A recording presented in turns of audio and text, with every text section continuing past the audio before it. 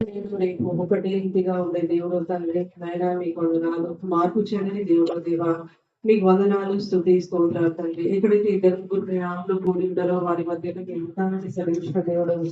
మరి ఏసయ్య మీరు మా మధ్యలో ఉండి నాయన ఏసయ్య మీరే మీ యొక్క కార్యాన్ని సఫలపరచమని ప్రార్థిస్తున్నారు తండ్రి. మరి ప్రభా ఏసయ్య ఇమాన్యుయల్ బ్రదర్ ని బట్టి, సిస్టర్ ని బట్టి, ఫ్యామిలీని బట్టి నైనా చర్చ్ ని బట్టి నైనా ఏసయ్య వచ్చిన వారందరినీ బట్టి నైనా మిమ్మల్ని స్తుతిస్తున్నాను, ఆరాధిస్తున్నాను ప్రభా. నైనా ఏసయ్య మరి ప్రభా బిడ్డల్ని ప్రభా నైనా ఏసయ్య తండ్రి నైనా వాళ్ళ యొక్క స్పిరిచువల్ జర్నీలో నైనా ఏసయ్య మరి ఫ్యామిలీ జర్నీలో ప్రభా నైనా ప్రొఫెషనల్ జర్నీలో కూడా నైనా ఏసయ్య మీరు తోడుగా ఉండి నైనా మీరు నడిపిస్తున్నందుకు కూడా నైనా మీకే వందనాలు, స్తుతి, స్తోత్రాలు చెల్లించుకుంటున్నాను తండ్రి. ఘనమైన దేవా ఏసయ్య మీకు వందనాలు. మరి ప్రభా ఏ మాత్రం ఎన్నిక లేని దానను ప్రభా అయోగ్యురాలైన నన్ను కూడా నైనా మీరు ఏర్పరచుకున్నందుకైనా మీకు వందనాలు, స్తుతి, స్తోత్రాలు ప్రభా నైనా నేనైతే అన్ప్రాఫిటబుల్ ప్రభా నైనా మరి ప్రభా ఈ రోజు తండ్రి నైనా నన్ను మీ గురువు మీరు వాడుకుంటానికి నైనా మీకు వందనాలు ప్రభా. అంత మాత్రమే కాదు తండ్రి నైనా నన్ను మీరు మరుగుపరిచి ప్రభా నైనా ఏసయ్య నాతో నైనా మా అందరితో కూడా నైనా మీ యొక్క రెండంచుల వాడిగల ఖడ్గంతోనైనా మీరు మాట్లాడమని ఆదర్మీయంత వరకు నైనా మీరు ఆత్మహత్యం వహించవలసిందిగా వేడుకుంటూ ముందున్న సమయం ఎక్కువ దీనకరంగా చేయమని ఏసుక్రీస్తు అతి పరిశుద్ధమైన ఘనమైన నామములో దీన ప్రార్థన అడిగి వేడుకున్నాం తండ్రి. ఆమేన్.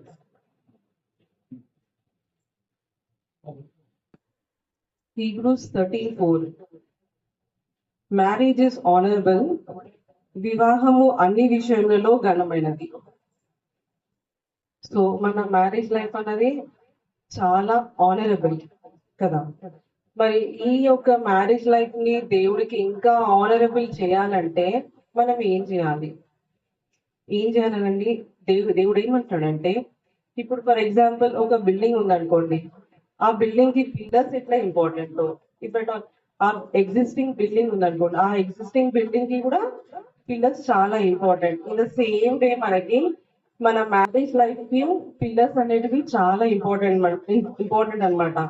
కొన్ని పిల్లర్స్ దేవుడు చాలా ఇంపార్టెంట్ గా మన జీవితంలో ఉంచుకోమని చెప్తున్నాడు. ఒకటి ఏంటంటే ప్రేమ, ఇంకొకటి ఫర్గివ్నెస్, ఇంకొకటి కమ్యూనికేషన్, ఇంకొకటి ప్రేయర్, తర్వాత లాస్ట్ వన్ ఇస్ వర్షిప్ అన్నమాట. ఫస్ట్ వన్ ఇస్ లవ్, ప్రేమ. ప్రేమ మనందరికీ చాలా ఇంపార్టెంట్ కదా. ప్రేమ లేకుండా మనం ఏమైనా చేస్తామా? Without love we can not do anything కదా. సో ఏంటంటే ఒక చిన్న వర్స్ చూసుకుందాము ప్రేమ మీద. జాన్ 13:34 ఎవరైనా చదువుతారా ప్లీజ్?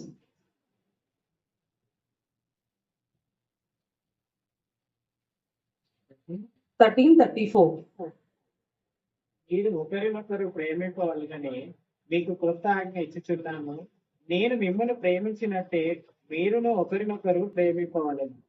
చూడండి ఇక్కడ దేవుడు మనల్ని ప్రేమించినప్పుడు మనం కూడా ఒకరి పట్ల ఒకరికి ప్రేమ కలిగి మనం అందరం ప్రేమించాలి. అంటే మన హస్బెండే కాదు, మన పిల్లల్నే కాదు, కానీ మనం అందరినీ ప్రేమించే బద్దులమై ఉన్నాం అన్నమాట. సో ఈ మన మ్యారేజ్ లైఫ్ లో ప్రేమ అన్నది ఒక ఫస్ట్ స్టెప్, ఇఫ్ నాట్ ప్రేమ అన్నది ఒక ఫస్ట్ పిల్లర్ అన్నమాట. ఎందుకంటే అది మన ఒక మ్యారేజ్ లైఫ్ ని ఒక స్ట్రాంగ్ గా ఉంచే పిల్లర్ ప్రేమ. సో మన లైఫ్ లో తప్పకుండా ప్రేమ అనేది ఉండాలన్నమాట. అది కూడా ఎలాంటి ప్రేమ అంటే ఏదో ఫిజికల్ ప్రేమను లేకుంటే వరల్డ్లీ లవ్ అట్లాంటిది ఏం కాదు, కానీ it is only spiritual love అన్నమాట. అంటే దేవుని ప్రేమ మనలో ఉండాలి. ఎప్పుడైతే మన దేవుని ప్రేమ మనలో ఉంటుందో మనకి సెకండ్ పిల్లర్ వచ్చేస్తుంది, ఏంటంటే ఫర్గివ్నెస్ అనేది వచ్చేస్తుంది అనమాట.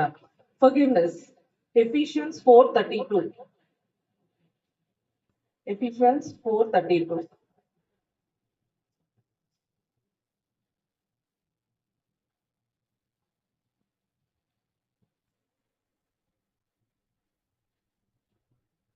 ఒకటి ఒకటి ఒకడు ఒకరి ఒకడు దయ కలిగి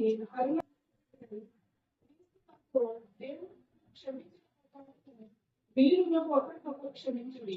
యా అయితే ఏంటి ఇక్కడ మనము మన దేవుడు ఏమంటాడంటే మనం కూడా ఒక ఫర్గివ్నెస్ అనే పిల్లర్ కలిగి ఉండాలన్నమాట.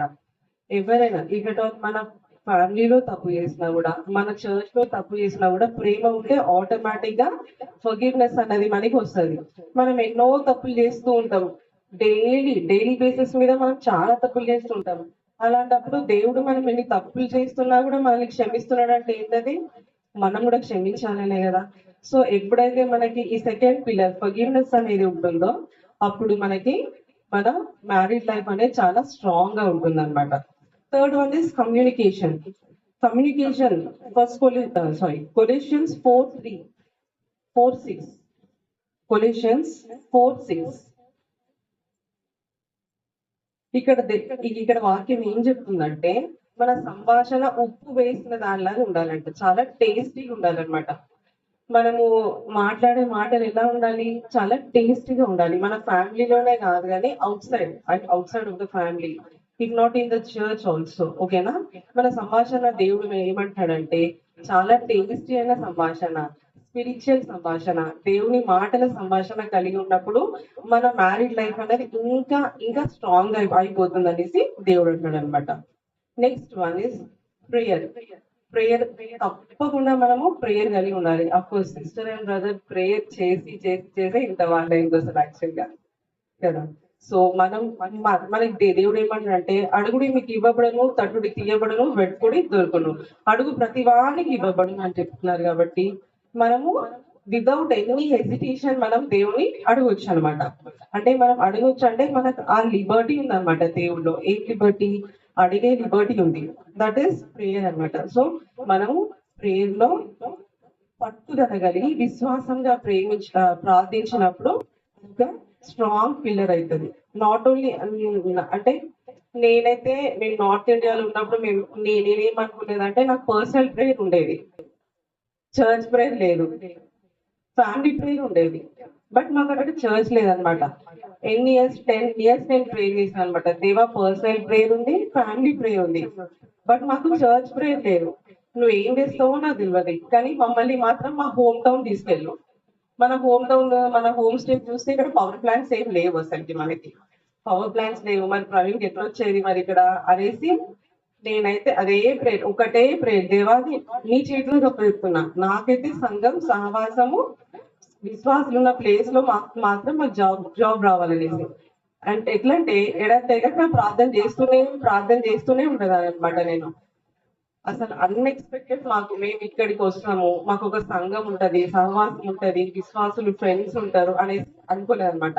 అది దేవుని యొక్క కార్యాలు ఎంతో ఎంతో ఎంతో ఆశ్చర్యం అనమాట.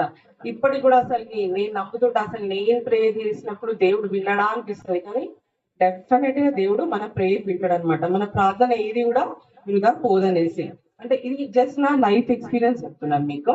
అండ్ వర్షిప్ ప్రేయర్ చేసిన తర్వాత మనకు దేవుడు తప్పకుండా రిప్లై ఇస్తాడు. రిప్లై ఇచ్చిన తర్వాత మనం ఏం చేసేది, దేవుడికి తప్పకుండా మనము worship, we have to praise the lord.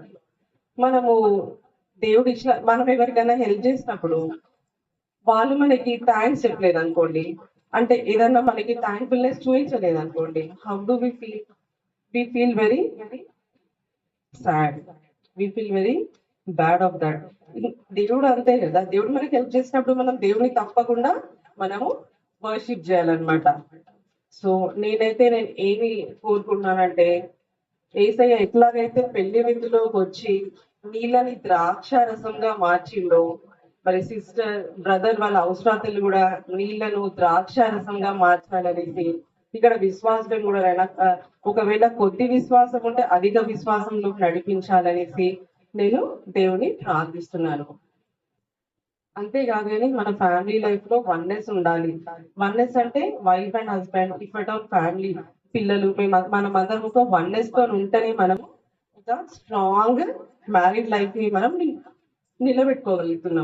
నిలబెట్టుకోగలం కూడా.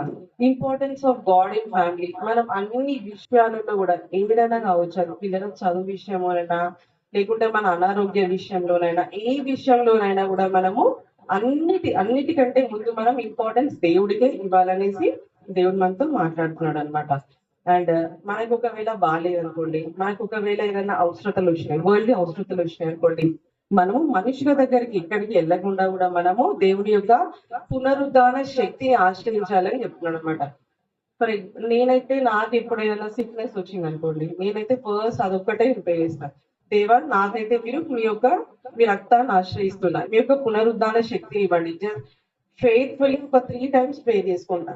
మరి ఆ సిక్నెస్ ఎక్కడ పోతదో, ఆ సారోనెస్ ఎక్కడ పోతదో అన్నది మాత్రం నాకు తెలీదని ఇది నా testimony. So I thank brother Emmanuel and sister for giving this great opportunity. నేను అనుకోలేదు ఒక రోజు నేను ఇట్లా నా ఎక్స్పీరియన్స్ లేకుంటే పిల్లర్స్ ఆఫ్ ద ఫ్యామిలీ నేను ఒక రోజు నేను మీతో పంచుకుంటానని. అండ్ ప్లీజ్ దయచేసి వచ్చిన వాళ్ళందరూ మా ఫ్యామిలీ గురించి ప్రేయర్ చేయండి. అదే విధంగా మా స్పిరిచువల్ డెవలప్మెంట్ గురించి కూడా ప్రేయర్ చేయండి. Thank you sister.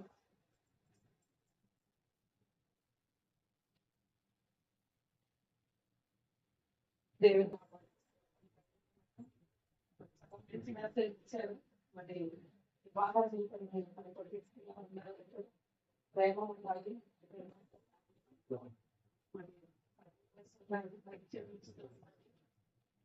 వేసిన సంభాషణ కమ్యూనికేషన్ అన్నిటితో పాటు ప్రార్థన కూడా ఉండాలి. ఈ 4 ఉంటేనే ఫ్యామిలీ అనేది మరి దేవుడు తీసుకున్న జీవితంలో కూడా అన్ని ఎన్నోసార్లు అనుకున్నాము కలవాలి పిలవాలని, కానీ ఏదైనా కూడా మేము అర్థం చేసుకుంటాం మీ చేతాన్ని బట్టి మరి దేవుడు ఇటున్నాన్న మిమ్మల్ని అందరినీ కూడా మా మధ్యలోకి నడిపించుకున్నారు. ప్రతి సమయం అందు కూడా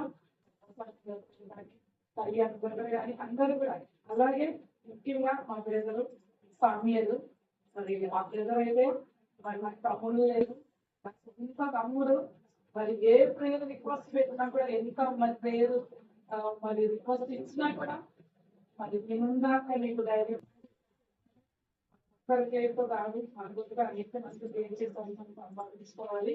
మరి తమ్ముడు కూడా మరి ఎంతగానో ఈరోజు వేరే ఫంక్షన్కి వెళ్ళాలి, వేరే ఫంక్షన్ ఇక్కడికే రావాలన్నప్పుడు మా మాట కాకుండా మినిట్స్ మెసేజ్ పంపించాలి.